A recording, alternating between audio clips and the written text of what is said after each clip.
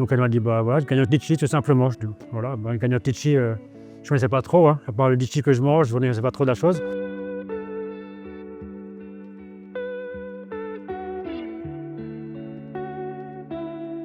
Voilà, donc Franck Nickles, ferme des Trois Chênes à Wintersbourg. Donc je suis gérant de la ferme depuis 1997. Je me suis installé en agriculture biologique avec donc transformation. Donc on fait viande de porc, charcuterie et actuellement on a recentré tout sur la viande, on a arrêté tout ce qui est activité fromage. Donc on est installé depuis 1997 et on vend tout sur les marchés. Tout est axé sur la vente directe.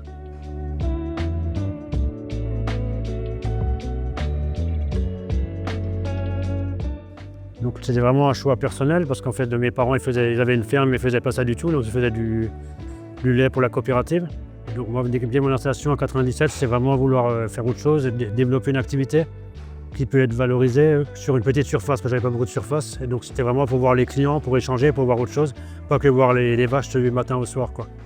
Et du coup voilà, c'est vraiment chercher des clients, chercher les marchés. On a démarré avec rien du tout, avec un tout petit marché, vraiment on est allé au casse-pipe. Et finalement, voilà, ça s'est très bien fait au fil des années, quoi.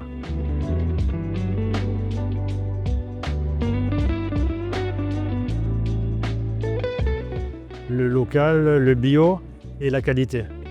Parce qu'aujourd'hui, on est en bio depuis 1997 pour les terres et les productions.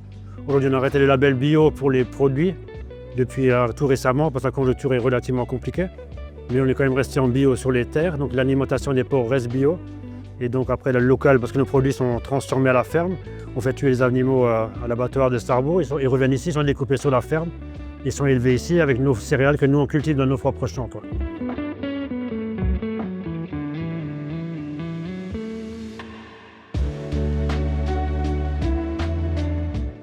Alors, le produit qu'on vend le plus sur la ferme, c'est vraiment le jambon à l'os, donc c'est vraiment le produit phare, parce que les clients prennent vraiment. Il n'y a pas un client qui part sans prendre au moins une tranche de jambon. Donc c'est vraiment le jambon. Donc c'est notre jambon qui est fait avec nos cochons qui sont élevés ici, donc qui ont un âge minimum de 10-12 mois. C'est fait une chair plus ferme. Et donc vraiment les jambons ils sont cuits avec l'os. On a une décoction à base de plantes et de fermolactiques pour éviter les sels nitrités. Et donc vraiment ça donne un goût, une qualité supérieure du jambon et vraiment c'est vraiment le produit phare de la ferme, sans équivoque.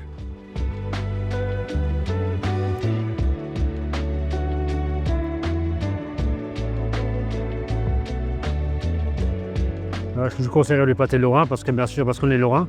On fait beaucoup de marchés en Alsace, donc voilà, donc le pâté lorrain, ce serait le produit que je conseillerais parce que voilà, c'est vraiment la viande de porc coupée en petits dés, marinée au Riesling, vraiment des saveurs, une macération, vraiment on sent bien les arômes. Et c'est vraiment le produit qui est vraiment médaille d'or par rapport aux clients. C'est eux qui l'ont élu médaille d'or des pâtés lorrains du marché.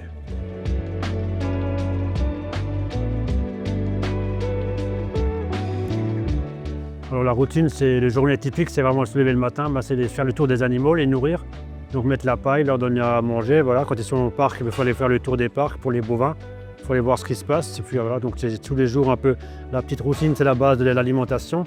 Après il y a des jours où il faut ramener les bêtes à l'abattoir, les jours où il faut les récupérer.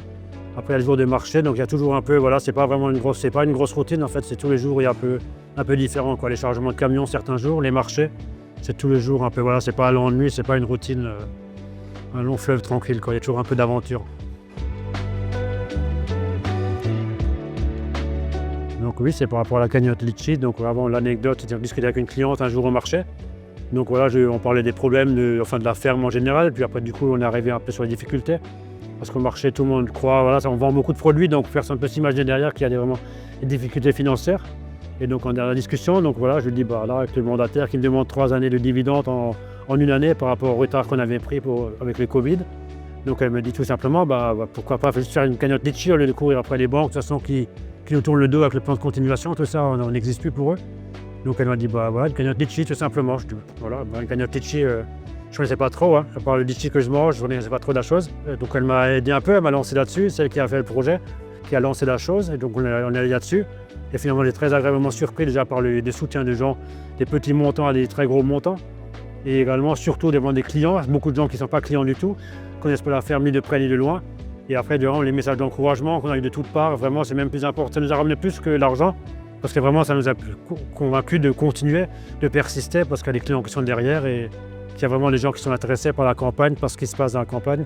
et que vraiment les gens veulent regarder ce terroir qui est aujourd'hui en train de disparaître petit à petit, quoi.